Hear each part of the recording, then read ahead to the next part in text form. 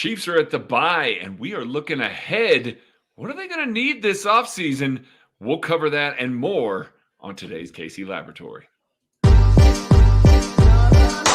This is KC Sports Network, proudly presented by Emprise Bank. Proudly presented by Emprise. We're FDIC. We are so appreciative of them each and every week being the title sponsor of the KC Laboratory. I am Craig Stout. Joining me this week is my good pal, Matty Lane. My friend, how you doing today? Listen, hey, we're kid free today. We're flying by the seat of our pants. We don't have, like, we can loosen up. We can stretch. We have all this room for activities taking my now. shirt off.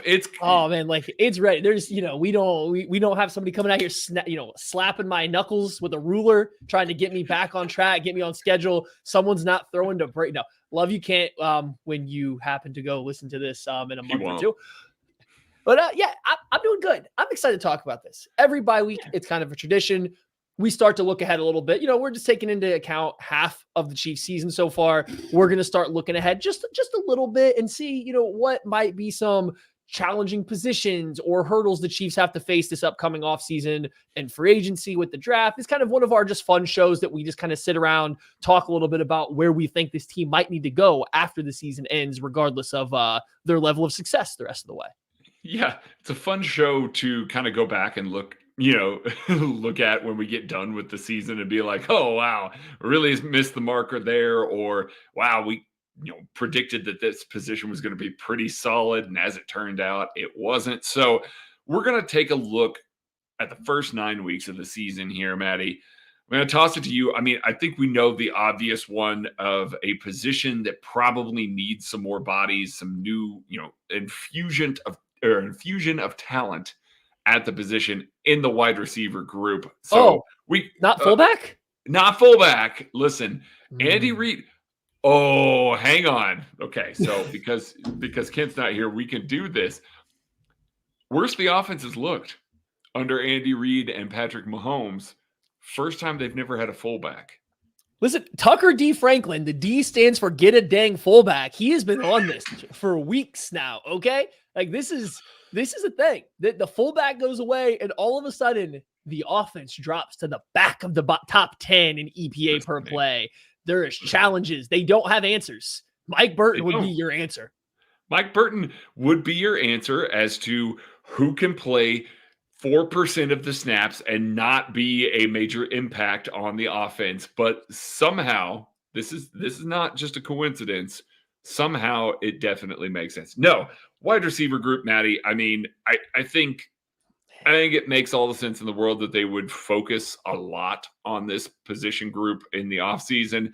I think we can maybe say goodbye to Marquez Valdes-Scantling already. Like, I know we're 9 weeks in and there's a lot that can happen still, but yeah, I think we can go ahead and say that they're probably going to move on from him. So next year, the room right now looks like Kadarius Toney, Justin Watson, Sky Moore, and Rashee Rice. I think those are the only guys that you can really lock in here.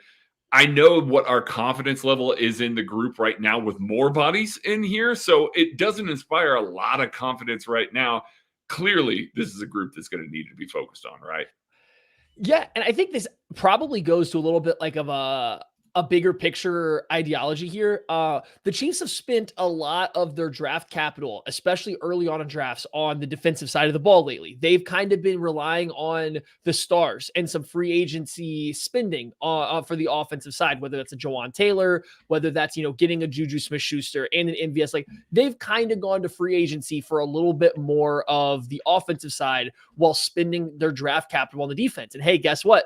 They've built up their defense. And now you start looking through the roster, that's the stronger side of the ball overall, not just like on the field production wise, but just long-term outlook of the roster. They're in a better spot defensively right now than they are offensively, outside of obviously having quarterback figured out.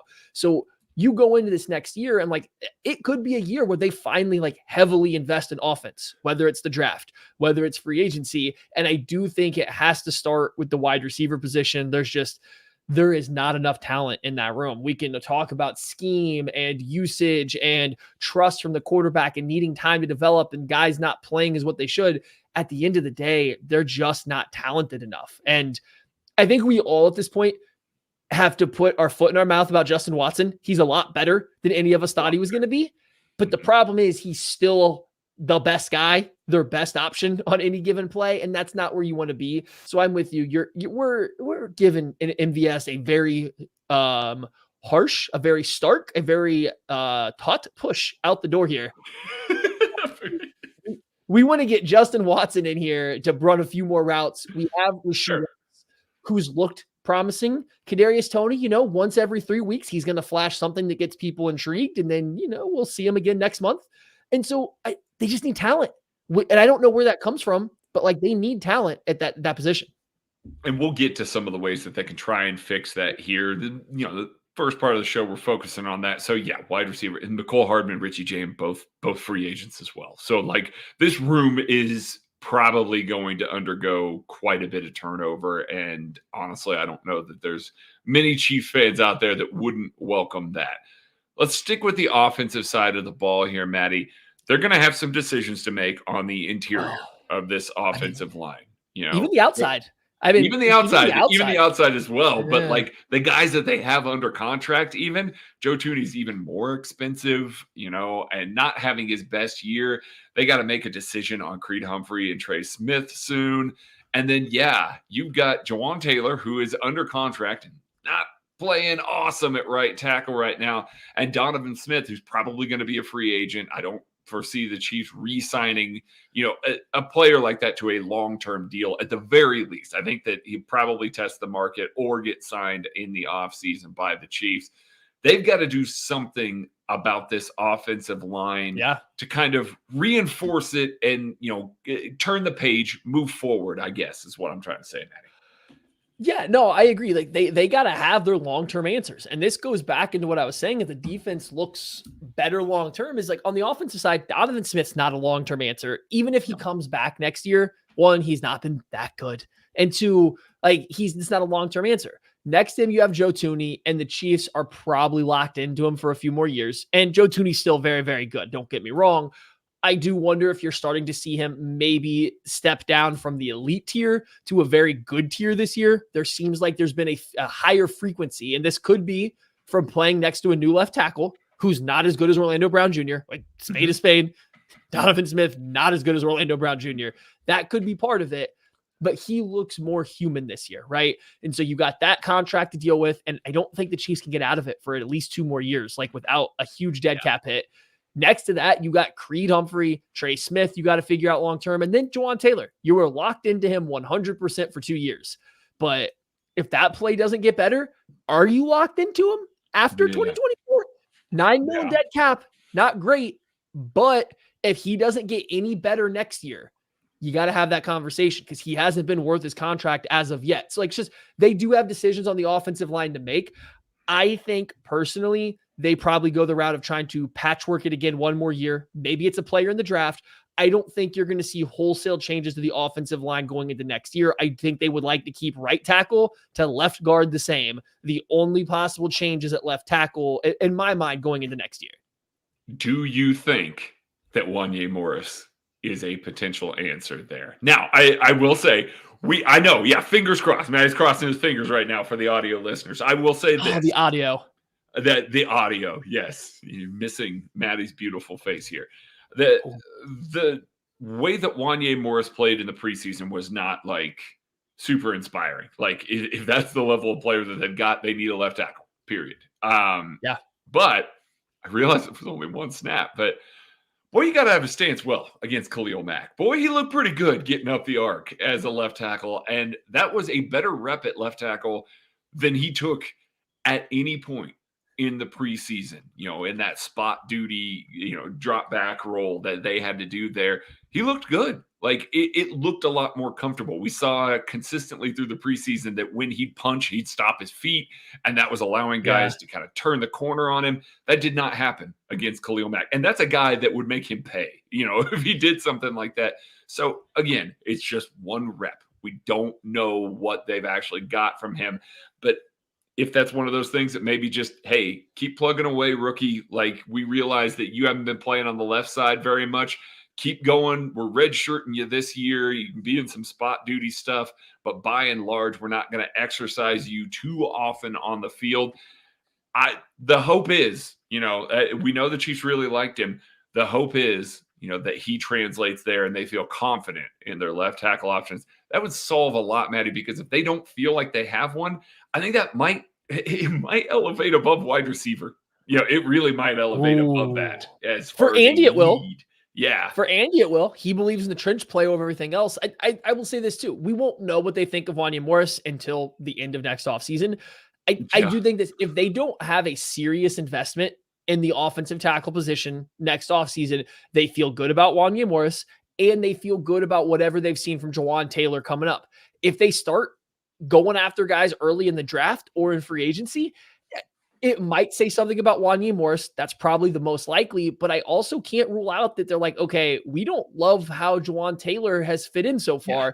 We're not trying to replace him right now, but we're going to get ahead of having to replace him in the future. So we'll see how that plays out. We obviously won't know any of that, right? Until we get to that point. They're not going to tell us. We don't get to see Wanya Morris play. I mean, they come out of the bye week and Wanya Morris is playing over Donovan Smith. I don't foresee this coming, but that would help clear a lot of stuff up for us.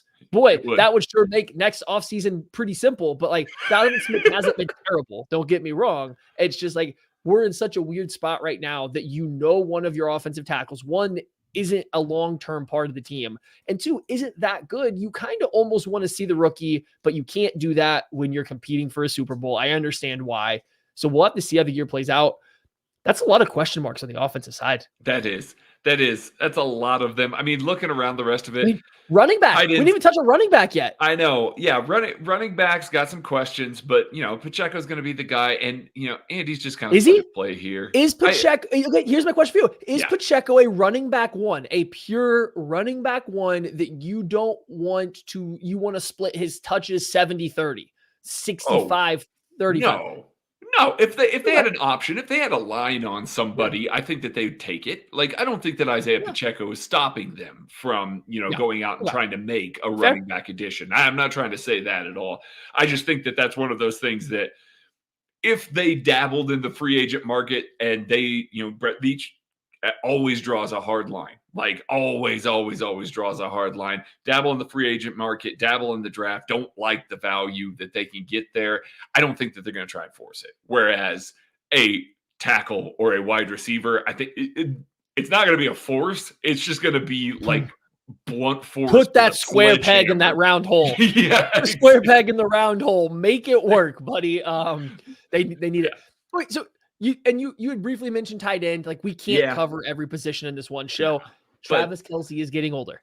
You can see, I think, the age catching up a little bit. Hello, people in the chat. We have seen some of you say hello. Please feel free to fire questions at us. We will answer. This is a free flowing conversation. We're about to actually pull a question, I think, directly from the chat here in a second. So I'll get to that.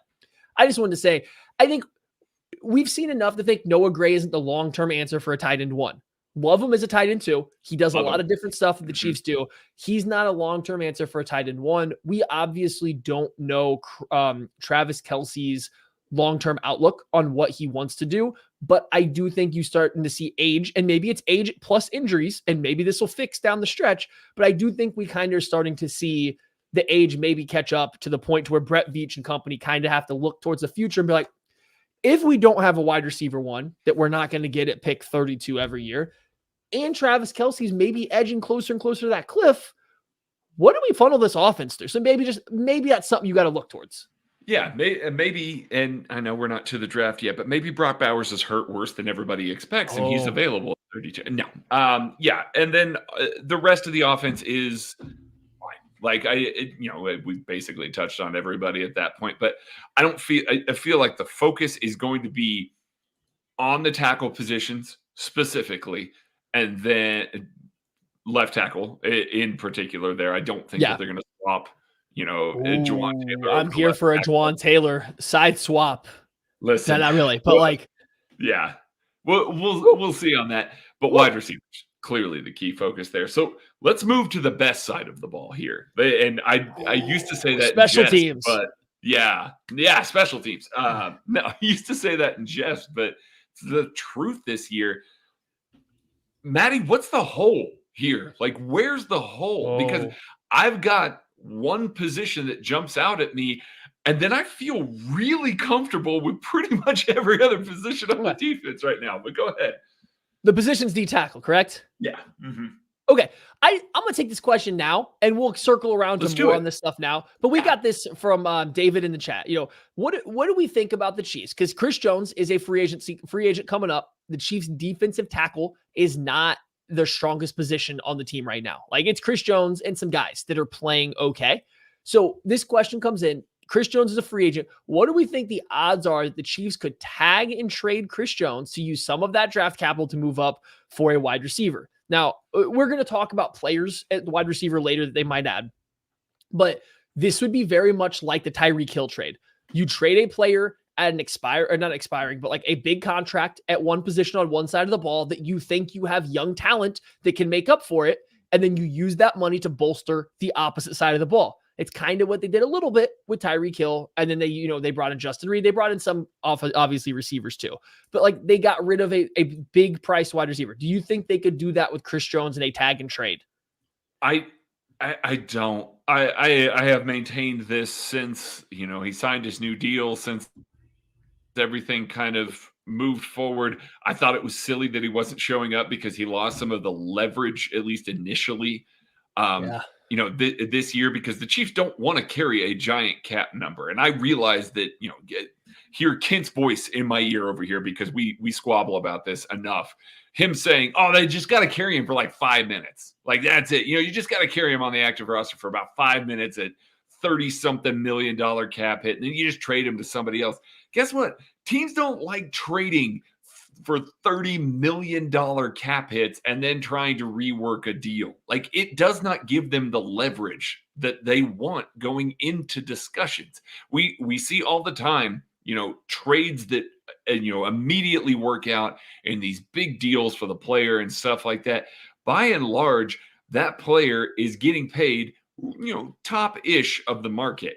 Chris Jones right now is having a good season, but not as good of a season as he was last year. I think we can all agree on that. So looking at it from that perspective, he's not having as good of a season last year at 9 weeks. Again, he got 8 more. He can come out and just absolutely wreck and get what he wants here. I'm not saying that that's beyond the realm of possibility, but if this continues and he's just having a good season, how many NFL teams are going to look at him and say, oh, now you're at 30, you're 30 years old. This is when defensive tackles fall off. Like, it's just when it happens.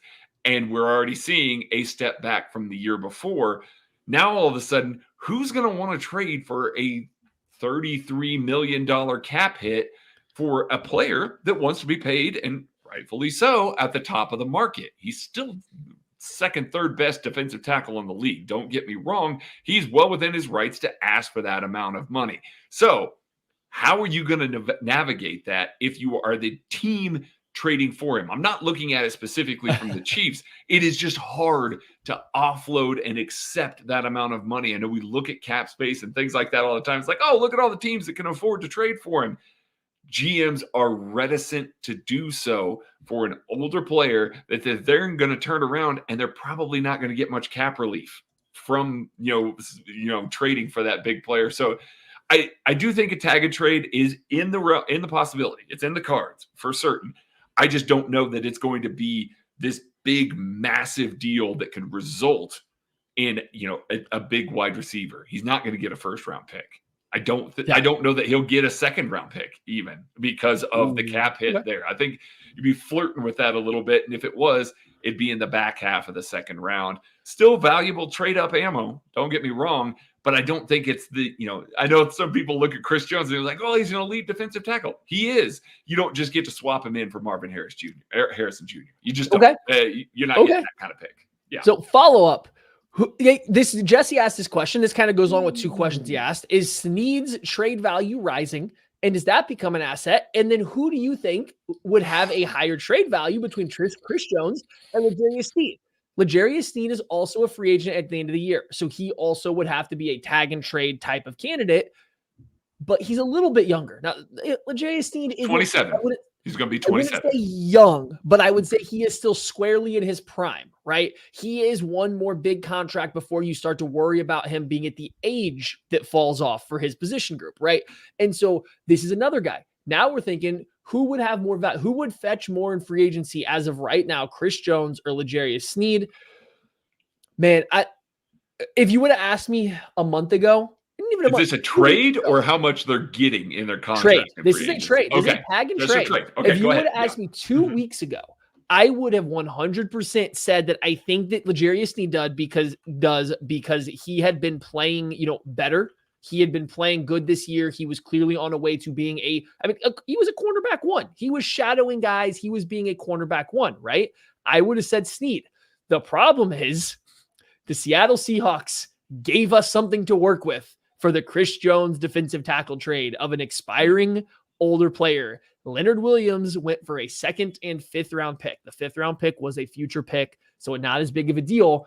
But the Seahawks were willing to part with a 2nd round pick of an unknown value for Leonard Williams. Chris Jones is significantly better.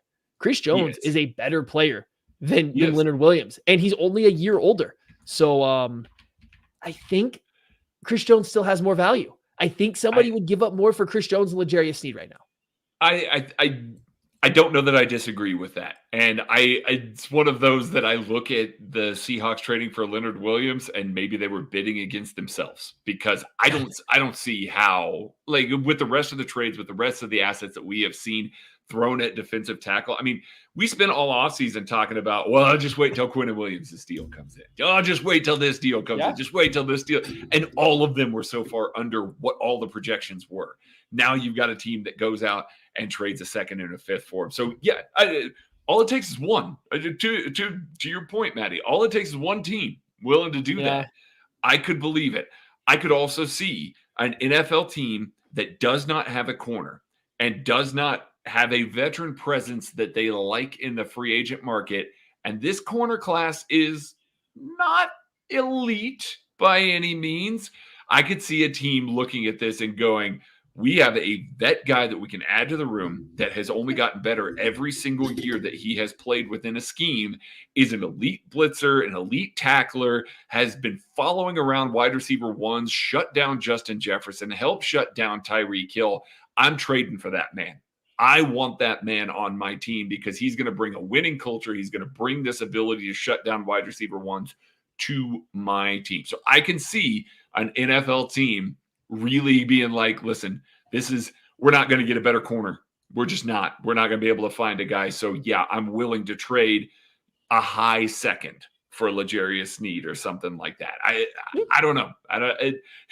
L'Jarius's market is weird to me. Like, Spot Rack has him at $7.4 million annually, and I'm looking at that going, no, that's wrong. No chance in hell. That man is making in the upper teens, in my opinion. So for sure. We'll see there, Maddie. We did get a little bit of a super chat here. Bumpa BB, want to shout out to him. Oh, yes. Issue for me is the team is young, yes, but our star players are aging. Kelsey and Jones, even our young talent, Kelsey and Jones are the issue to replace. That's it, and that's that brings us kind of full circle with the Chris Jones conversation, because you're going to move on from Chris Jones. Now, all of a sudden, who catches the doubles on this team? It's going to be on the edges again.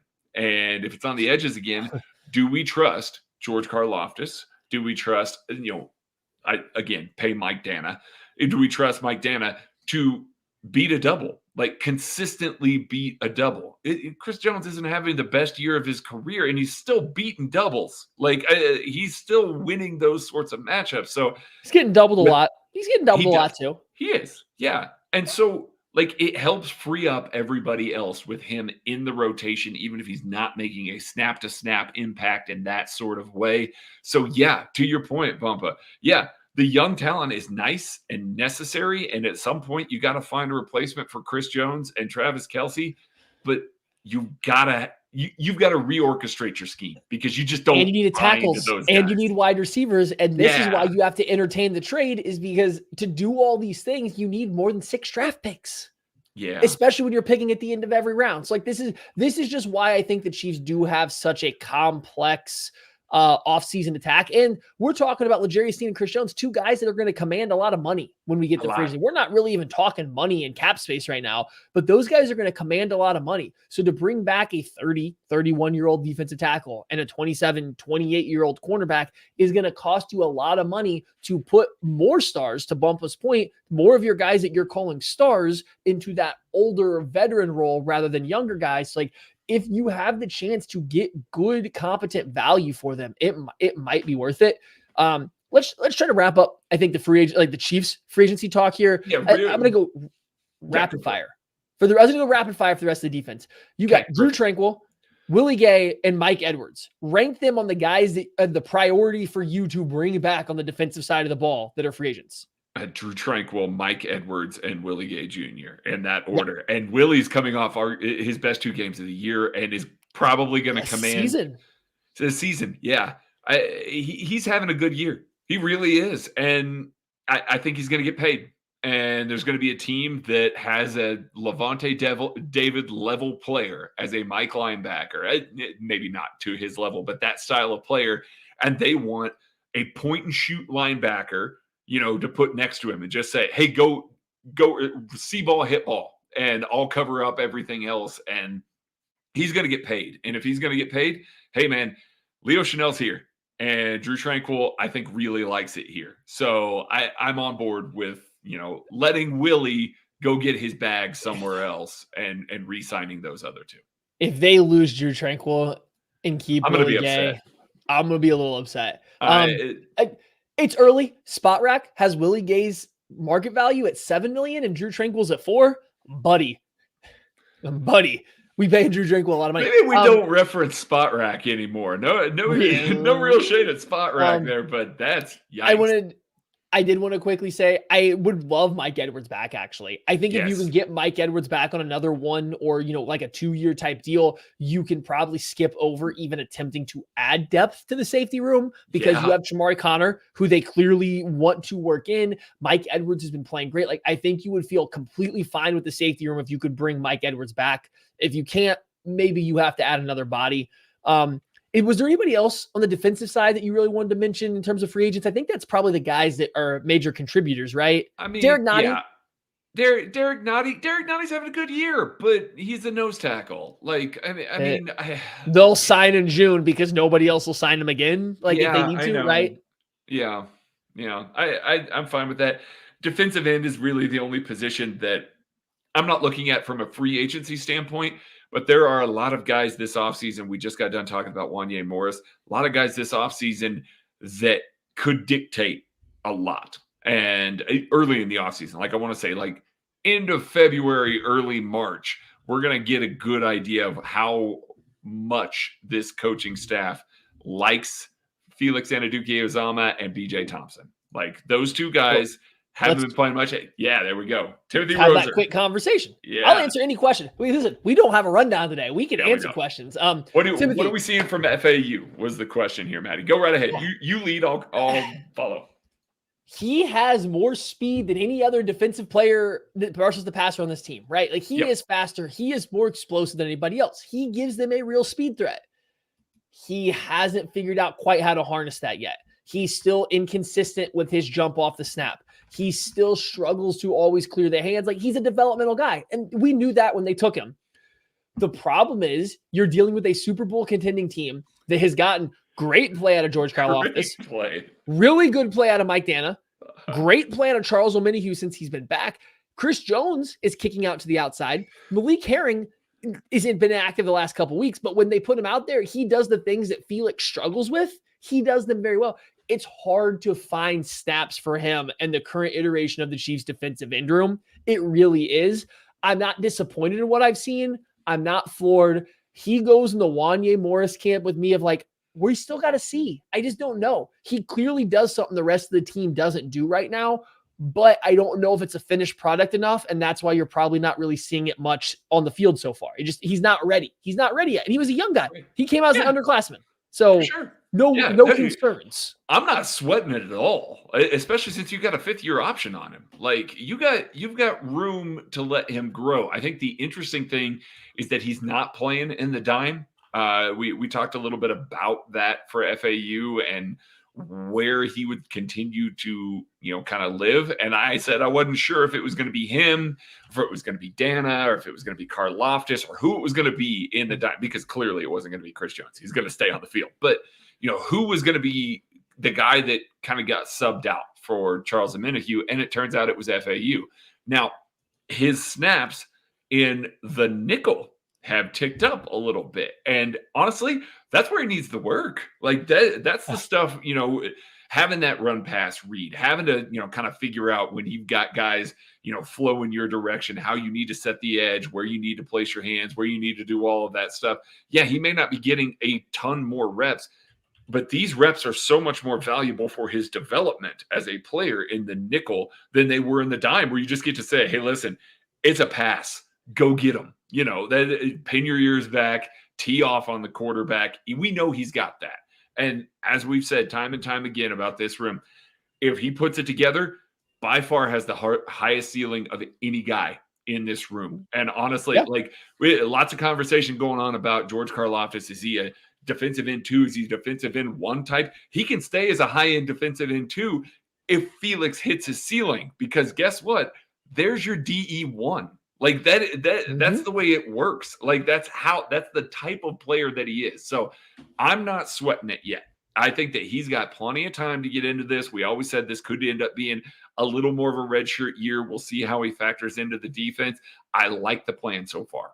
I really do. Now we'll see. Coming out of the bye here, do we see a little bit more of an uptick? Do we see a little bit more playing time? I hope so, because I think he does need it. But we got to see that growth throughout the end of the year. But I am by no means worried about the fact that the Chiefs' first-round pick this year is barely playing. That is a tough room to crack right now, and he's got a lot of growing to do. So, especially once they add JPP. Yeah, if they add JPP to the practice squad, yeah, we'll see there. We'll see there. We're going to see all of y'all right after we take this break. Oh, you're so good. Thanks for listening to KC Sports Network. Make sure you download our new app. Find it on the App Store or Google Play. Just search KC Sports Network. We are back. We have still haven't recovered. From what? That was a great transition. No, that was a terrible transition. It's not Kent level or anything like that. No, I do. We did talk about the first 9 weeks of the season, kind of these players, where we sit right now, kind of our view of this roster. So now let's pivot towards where they could add this offseason. We've identified some of these position groups: wide receiver, offensive tackle, interior defensive line, that probably focus on those 3, right? Bodies. Yeah, let's focus on those. Just focus on those 3. Yeah. So, Maddie, I have the NFL free agent track. Oh, thank goodness. So I don't have to. Here. So you don't have to do this by any means.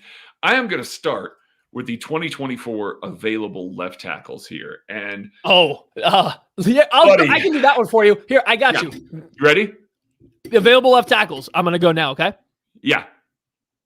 Okay, and he's right. Yeah. No, Donovan Smith might be the best guy on the market. He's certainly the youngest left tackle on the market as it stands right here. You've got Dwayne Brown, who is 38 right now, that will be available.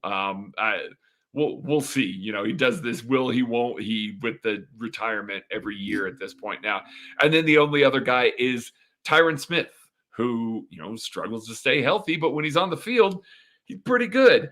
That's a lot to bank on a guy that's going to be 33 and not something that Brett Veach typically does. So, yeah, Maddie's absolutely right.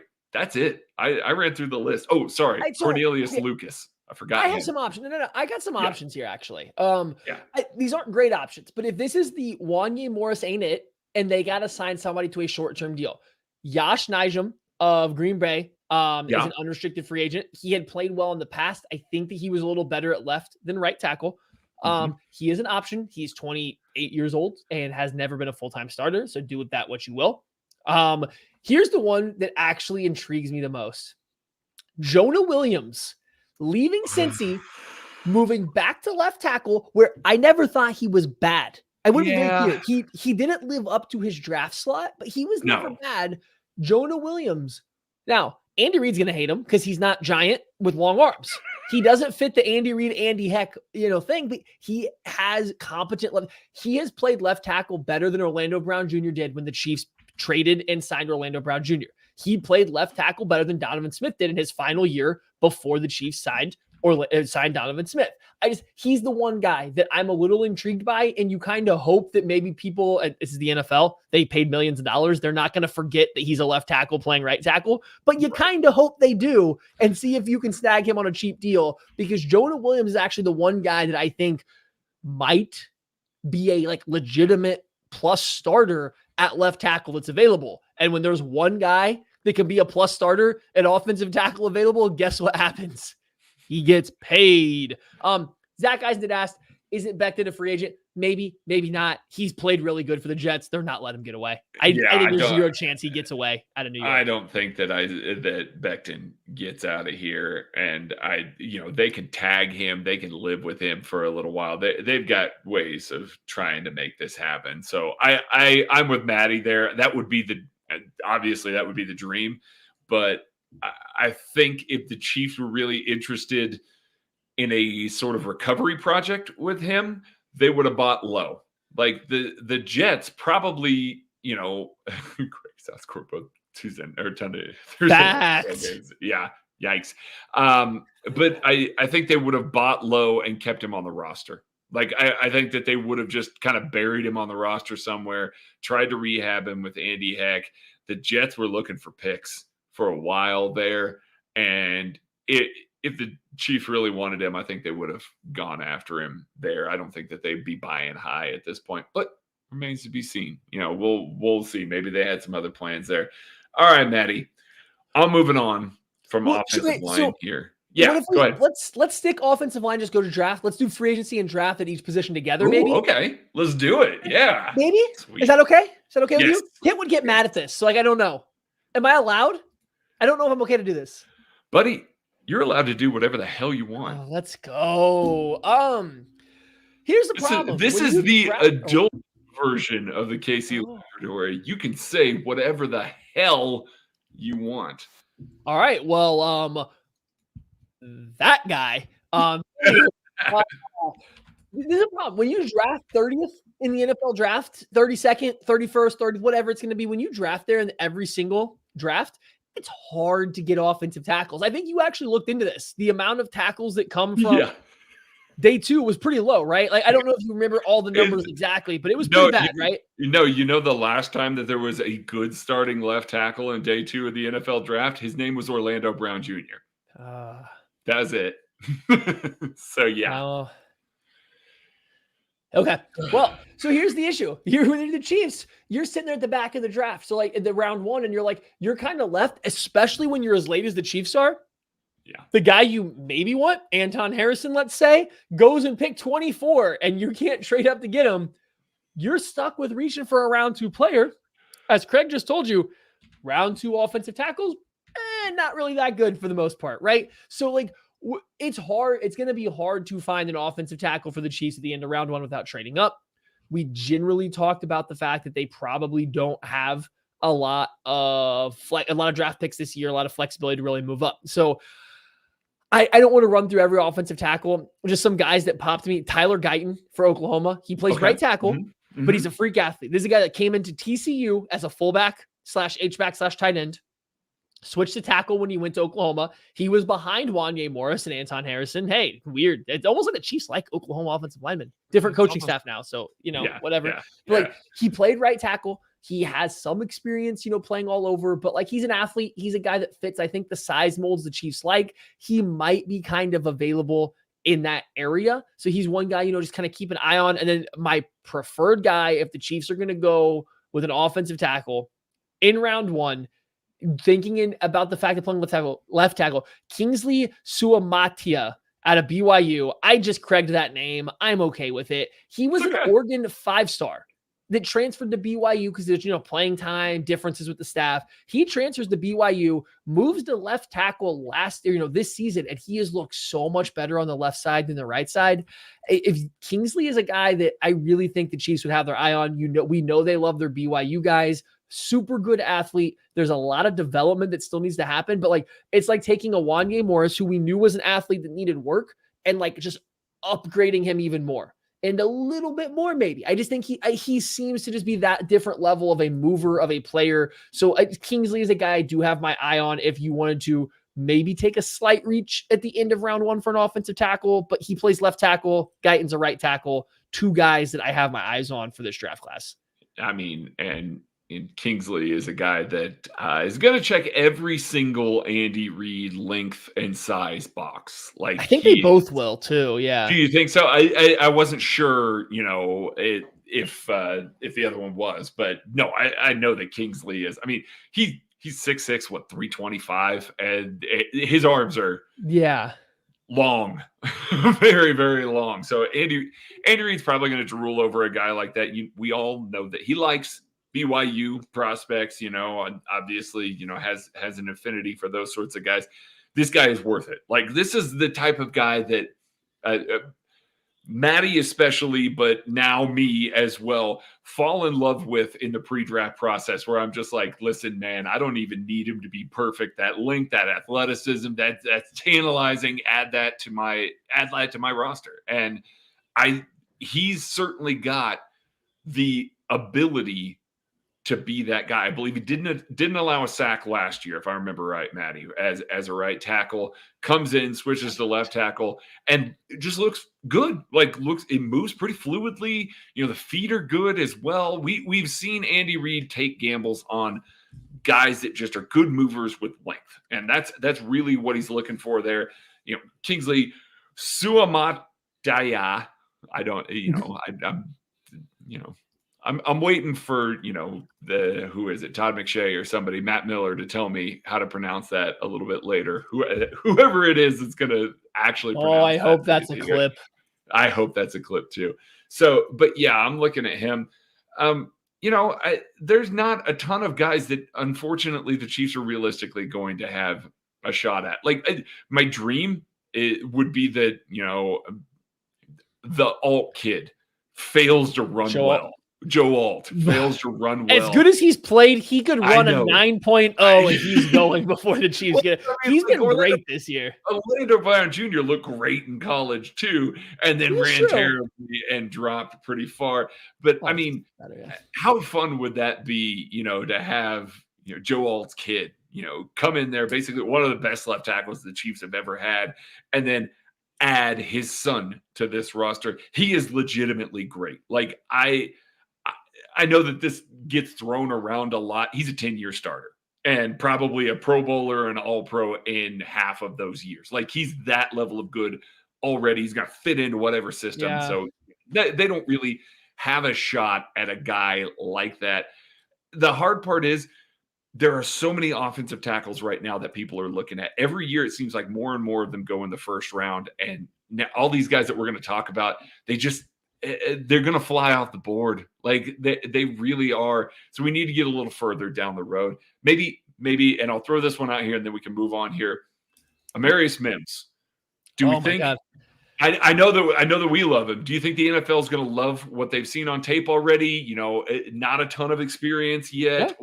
Yeah. Do you think that that's a guy that maybe falls a little bit further just because there's not a ton of tape on him yet? Here's the thing about Amarius Mims. He's coming off the tightrope surgery, so like the ankle injury that people have been doing now to come back quicker and get ready for stuff. He might play this weekend, so we'll get like a look at him. He started like 4-5 games now, but man, he's the part when he plays. He is big, he is strong, he is long. He beat the hell out of Ohio State's pass rushers in that playoff game last year when he had to step in as a backup. Here's what's helpful for him. The Senior Bowl, the Shrine Bowl, the Hula Bowl are taking underclassmen now. So if Mims comes out, while he doesn't have a ton of tape available, he has the ability to go to these all-star games now and go up against other draft-eligible players. I think that's huge for a guy like him. So I don't know where he'll end up. He's currently, Craig, my offensive tackle 3. So if he's available, yeah, I'm all over that guy. This feels like a Matty, like one of those where it's just like, yeah, we're going to fall in love with the traits and what we see in a limited sample size. And for whatever reason, the NFL passes on him, lets him fall, and then, oh, damn, 3-4 years later, it turns out that was a good pick. 6'8", 340, and looks like a power forward on an NBA. I was going to say, does not look 340. Like, yeah, but 6'8", like dude's big, he's huge, and he's chucking guys.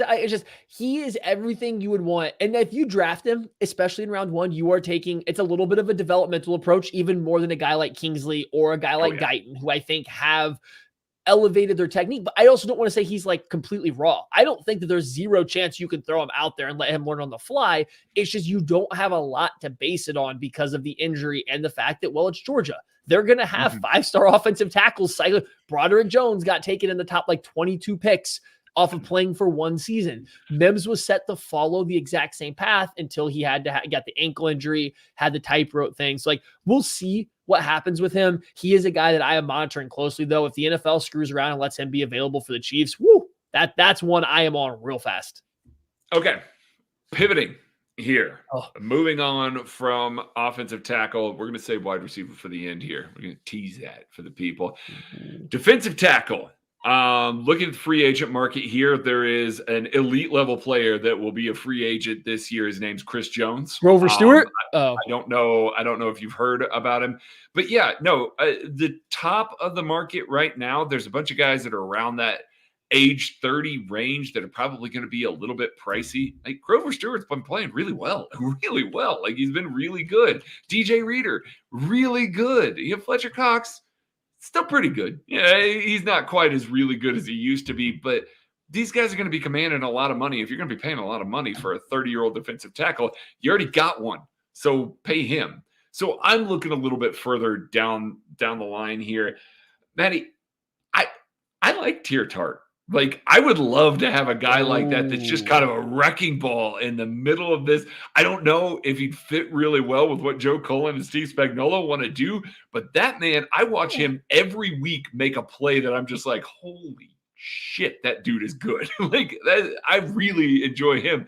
He's a free agent this year, 26 years old. I'd be on board with that personally. I'm not against it.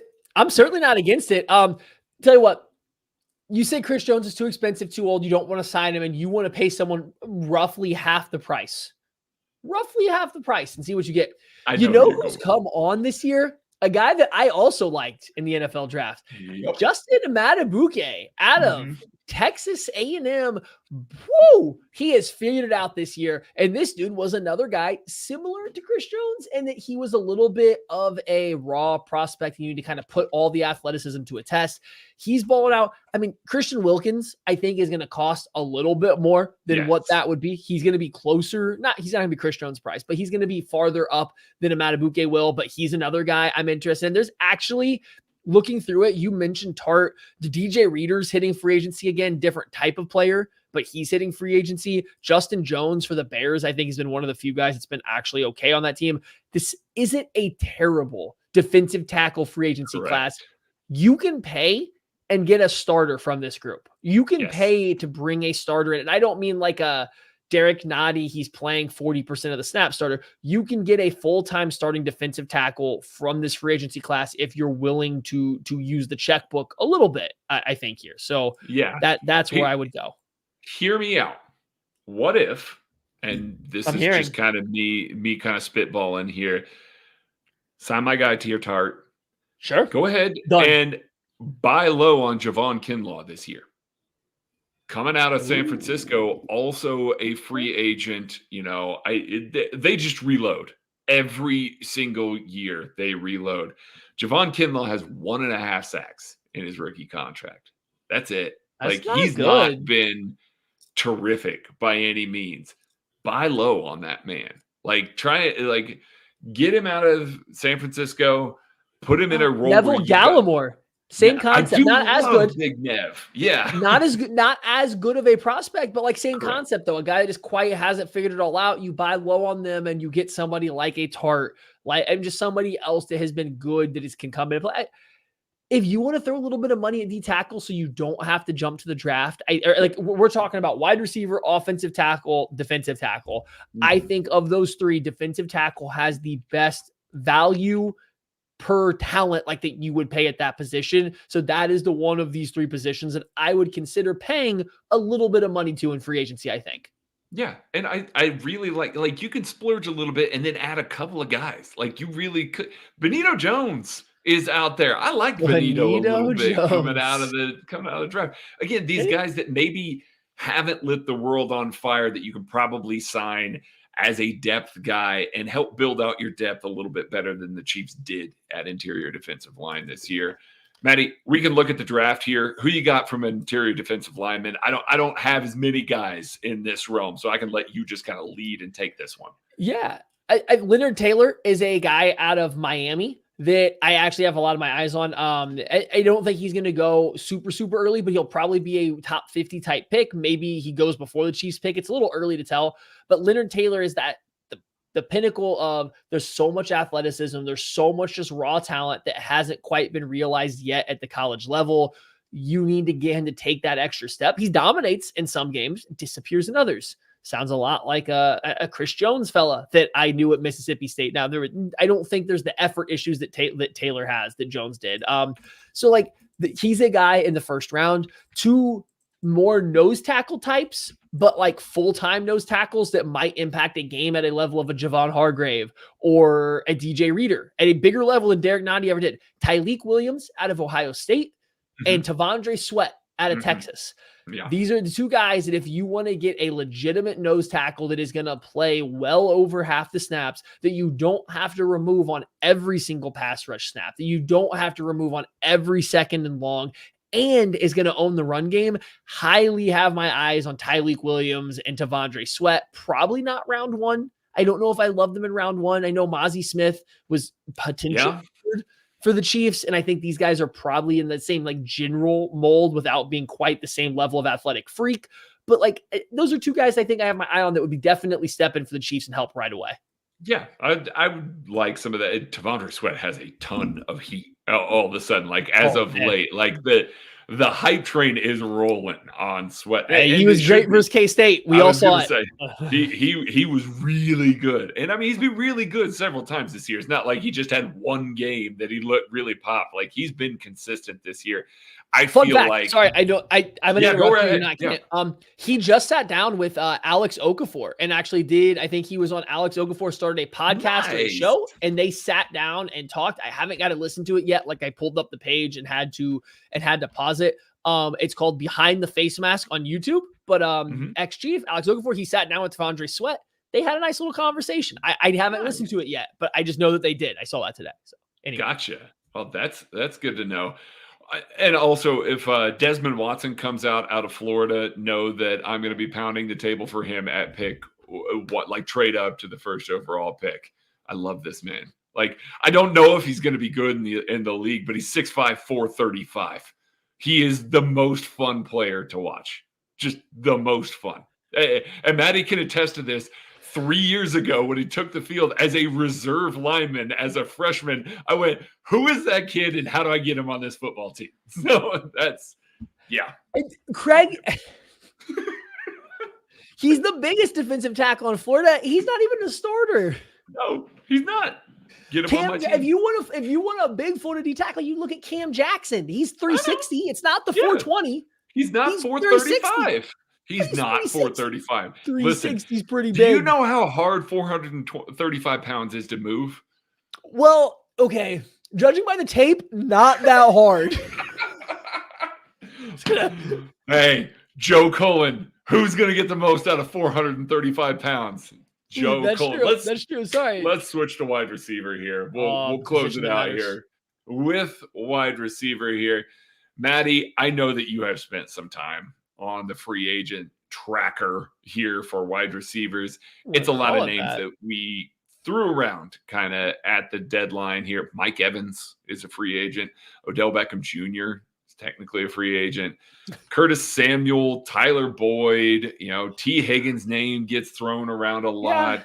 Calvin Ridley, Hollywood Brown.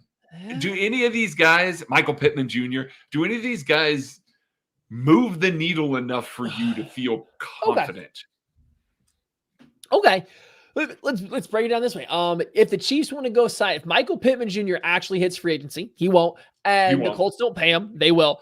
They will. And you want to pay him low, good money.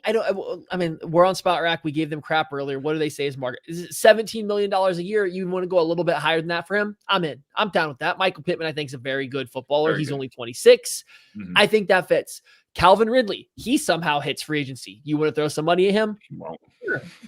I'm in. I'm down. Those two guys, I think, actually give you a wide receiver 1 type player, and you maybe now don't have to draft one in round 1. So if you want to go pay those guys, I'm not going to fight you for it, right? Now, problem is if you don't want to pay $20 million for a wide receiver, you don't want to lock into that long term. What can you do instead? Yeah, Mike Evans for a year or two, probably worthwhile. I'm still not against Hollywood Brown, but I don't know where he falls on this list. I don't know where T. Higgins falls on this list. Like, there's definitely some guys that might hit free agency, but I think they're all going to get paid. And I don't know if the Chiefs want to pay a wide receiver. I don't know if I want them to pay a wide receiver. I don't know where I fall on this list just yet of what I want. I think that I would rather I'd rather draft a guy than pay one of these wide receivers that I've said, even though I think there are some very good players amongst that list.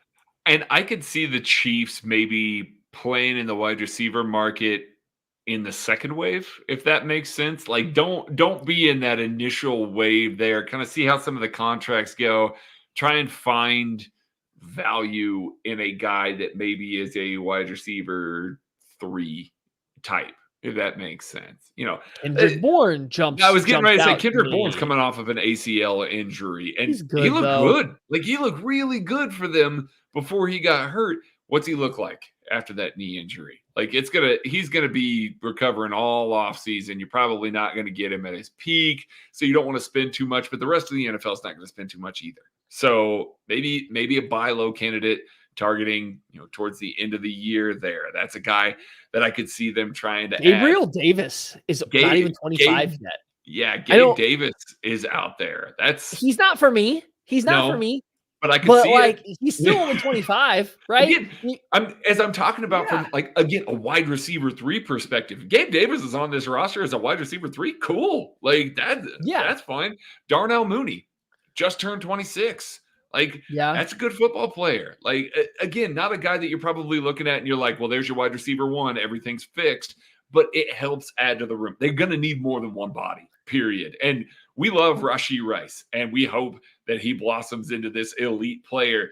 Give me another player. Like, I want wide receiver 3 to be such a significant step up from this season and last season, to be abundantly clear, in previous season. Like, it needs to be so much better than it is right now. So buy low in the second wave, in my opinion, free agency. Let's turn to the draft. Okay. Real quick. Yeah, we'll close it out. We're going to be a little bit long today. That's fine. Yeah, that's fine. Would you rather spend $20 million on a wide receiver that's very good? A Mike Evans, whether it's one, we won't worry about the years. Just like, would you rather than be paying $20 million for a wide receiver that's a low-end wide receiver 1 of Mike Evans, Michael Pittman, Calvin Ridley, Hollywood Brown? Would you rather than spend $20 million on that guy or trade up in the first round of the draft and easy. go get a wide receiver? Oh, that one's easy for me. Trade up in the first round of the draft. Like, it really, like, that's absolutely where I am. Mike Evans is going to move the needle more in the initial parts of the season than a rookie wide receiver is, and you're mortgaging the future a little bit. But they have missed on this position too often. Now, we talked about it a little bit over the past couple of weeks.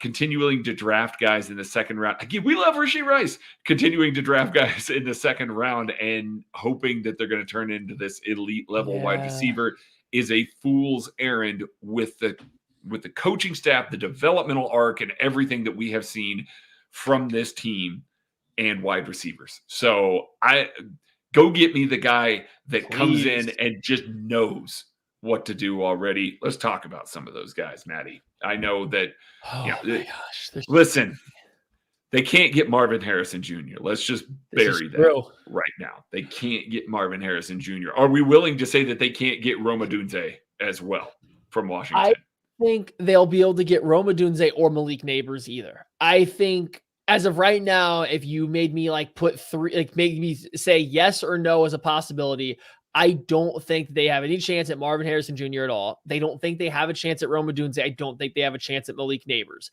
I think after that, it starts to open up a little bit for them, but it's going to require some moves up. Keon Coleman, I think, has caught a lot of attention this year for Florida State. People didn't really see him at Michigan State. Everyone paid attention to Jaden Reed.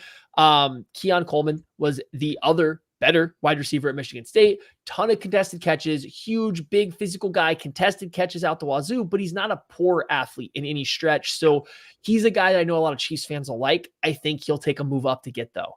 I don't think you could sit pat and get a Keon Coleman or expect to. And then it comes down to like, what kind of player? After that, what kind of player are you looking for? Emeka Egbuka out of Ohio State is next for me. He's like JSN, but like actually athletic on the field, not just in Indy, right? He's an athletic version of JSN, but he's been a little hurt this year. Do the Chiefs really need another like tweener slot outside guy? That's my problem. I don't know with that. Yeah. I mean, he's 6'1", 206. He's not small. Don't get me wrong. Neither was JSN, though. Right, exactly. Right.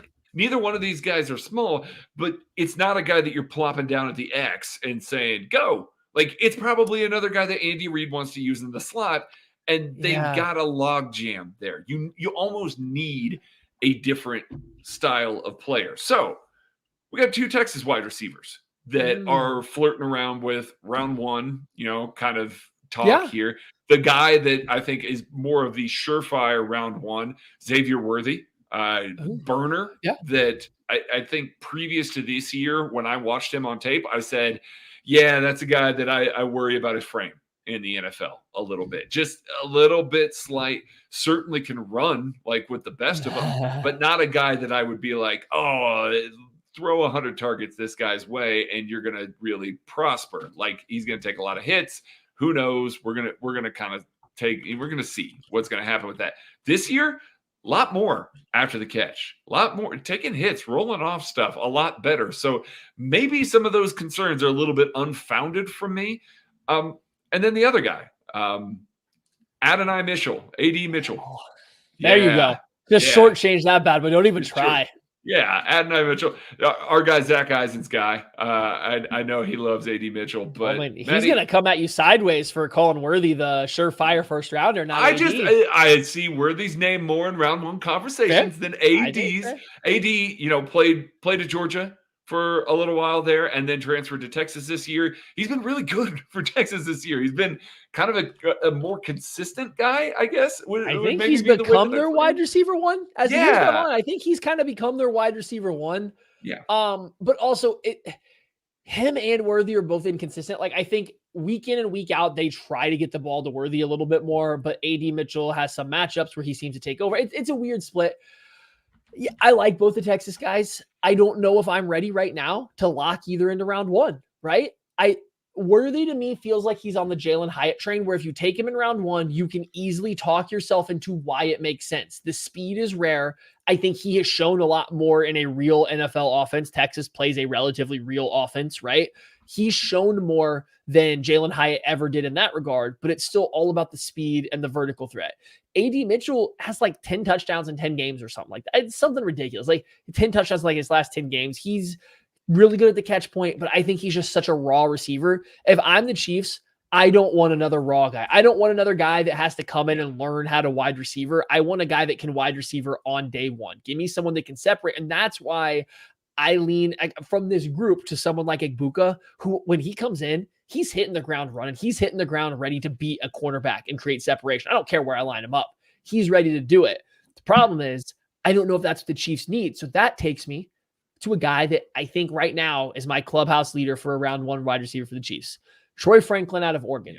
You want speed? He's got speed. He needs to add a little bit more weight, but he has shown tremendous growth from last year to this year in terms of running routes, understanding zones, just getting open on non-just deep stuff. So to me, he's like Xavier Worthy, but a little bit bigger, longer, taller. And I think he's starting to show a little bit more as an actual wide receiver than Worthy has. He seems like he's taken that extra step. Xavier Worthy is still kind of the same guy he's been since he's been a freshman. Great weapon. I would love him if you get him in round 2. I'm a little nervous in round 1, but Troy Franklin, I think right now is the guy that just seems to make the most sense. He can create separation. Yes, he still needs some work, but he can create separation. He has the missing element the Chiefs don't have, actual speed, someone to stretch the field. And I think they can build on it from there. So like, if I'm looking through this right now and lining team fit with who I like and what the Chiefs need, it's Franklin and Egbuka kind of fighting back and forth. Egbuka, I feel better about getting open on a consistent basis, but Franklin fits better in the offense. That's kind of where I settle in for it right now. I get the upside of Mitchell. I even get the upside of Worthy. I think he moves at a different level than even Franklin does. He does. Yeah. I agree with that. It's just I get the upside for those guys, but I don't know if the Chiefs can just go. Not that Franklin or Egbuka have low upsides. It's just they're a little bit more ready, right? And I think the Chiefs need someone a little bit more ready. Okay. I got two more questions here before we get out. The first one, I know we talked about round 2 wide receivers, trying not to take a guy to gamble there, but frankly, these guys can fly off the board too. And maybe there's an offensive tackle that's around. And now all of a sudden the Chiefs prioritize, hey, offensive tackle. If you're looking at round 2 wide receivers here, this is not the worst thing in the world to be in. This is a really good wide receiver class. I know that we seem like we say that a lot. Last year's was not by comparison. And so we're looking at guys like a Jalen Polk. That's a guy from Washington right now that makes a ton of plays from them. I don't know that he's got a ton of juice. I don't know what you're really going to get from him. I'm very curious to see his testing, but the guy makes plays. Guy runs pretty crisp routes. The guy does a lot of stuff for that Washington offense, and that's a guy that's probably safely in round 2. Like, there's no chance. I don't think that he's flirting with round 1 right now. That's a guy last year that we would have been talking about being like, well, maybe a 32, in that sort of draft class. This is a guy that might fall because he may not have that true elite trait at anything, but might just be this all-around wide receiver that can actually walk in and do something within this offense. You got anybody else that jumps out to you in a round 2 perspective, Natty? Yeah, I got 2. I actually got a handful. I'm going to try to limit it to 2. First, Trey Harris out of Ole Miss. If you like Jonathan Mingo, you're going to love Trey Harris. I'm going to make it simple. He's a better receiver than Mingo. I did love Jonathan Mingo. Yeah. Yeah, he's a better receiver than Mingo, but same general body frame. Like, we're talking 6'2"-ish, 220. I think roughly. I'm eyeballing it, but like, he's a big guy. He's making one-handed catches. He's running through contact. I don't know if the Chiefs are going to use him though, right? That's my concern with a guy like that. It's not that he doesn't create any separation. It's just that's not the main part of his game. So like, if you liked Mingo, you'll love Trey Harris. On the flip side, a guy that's a little bit different. Torrey Horton, Colorado State, not a big school that you usually see. Yeah. Got some juice, been productive. Yeah, it's everybody saw him against Colorado, tearing them up. I get it. I do get it. It was Colorado. They're not good, but they do have some DBs that are athletes. He was open a lot. He's been a guy that's been good. And this is the one. Are you ready for this? I am. Ladd McConkey, wide receiver out of Georgia. Listen, I've been late to the party. You can't help yourself. I sat back and I watched him and I'm like, he's open. He's not a bad athlete. He's open. He catches the ball. He runs good routes. I don't know where you play him. He's not huge. He's not super fast. He's not super athletic, but he is always open. And you want to tell me, and I'm not making this comp not at all, but I'm not making this comp just because of most wide receivers. Yeah. He's not Cooper Kupp. He's not. Right. He's like 40 pounds less, 30 pounds lighter than Cooper Kupp. But like, you just want to tell me you watch a guy at college that just gets it? Ladd McConkey just gets it. And like, I don't know. I'm not taking that guy in round 1. No chance I'm taking him in round 1. But you get to the end of round 2 and you're like, well, I don't know what we got. We took our offensive tackle. We got Amarius Mims. We need a wide receiver that can get open. I'm not against the Ladd McConkey coming in. I'm not. I've changed my tune. He can play.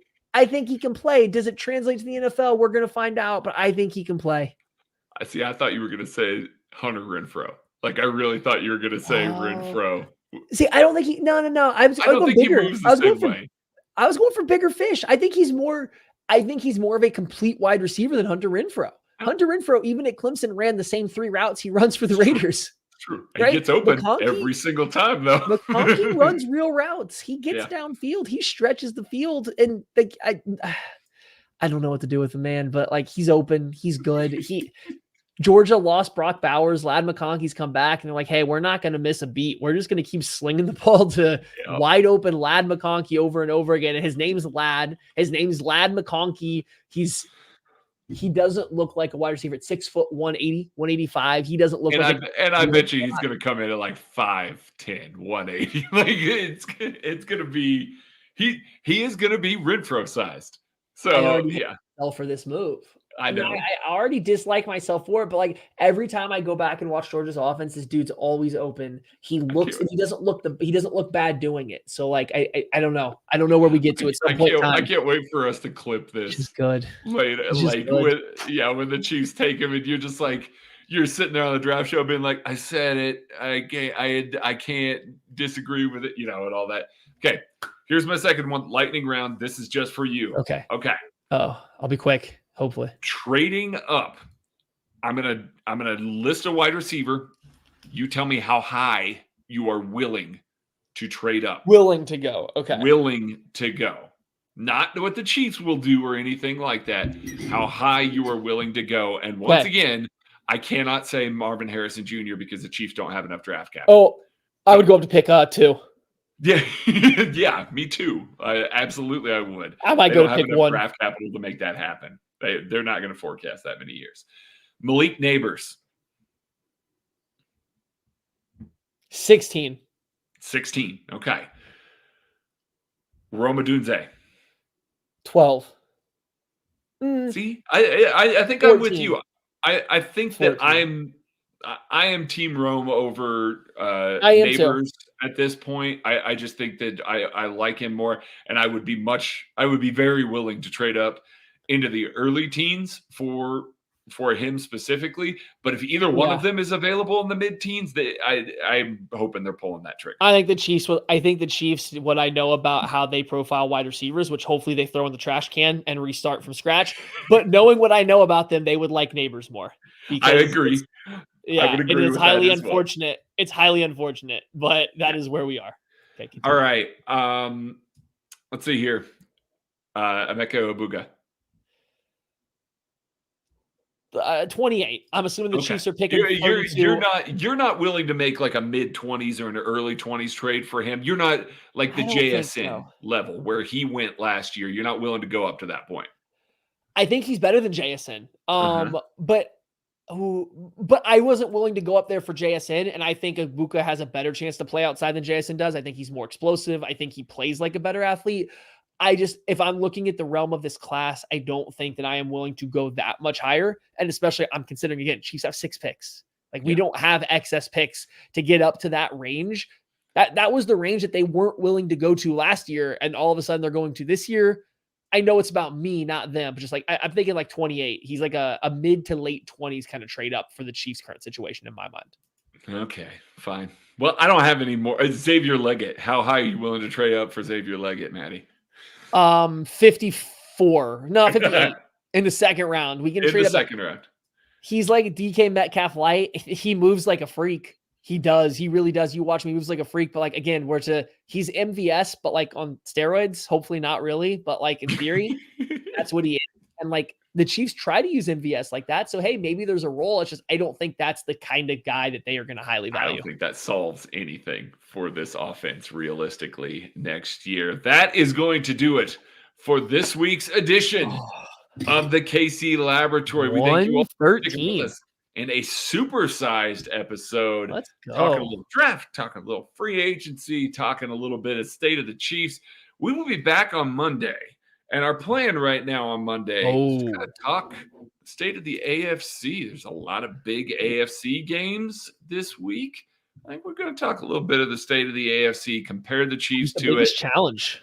Is it doom and gloom for the Chiefs, or are we just so hard on them while the rest of the AFC also is not performing to the level that we expect? Prodigals on the rise. Ooh, maybe. So stay tuned Monday for that. For Maddie Lane, I am Craig Stout. Be kind to each other, and we will catch you later. The real Cleveland.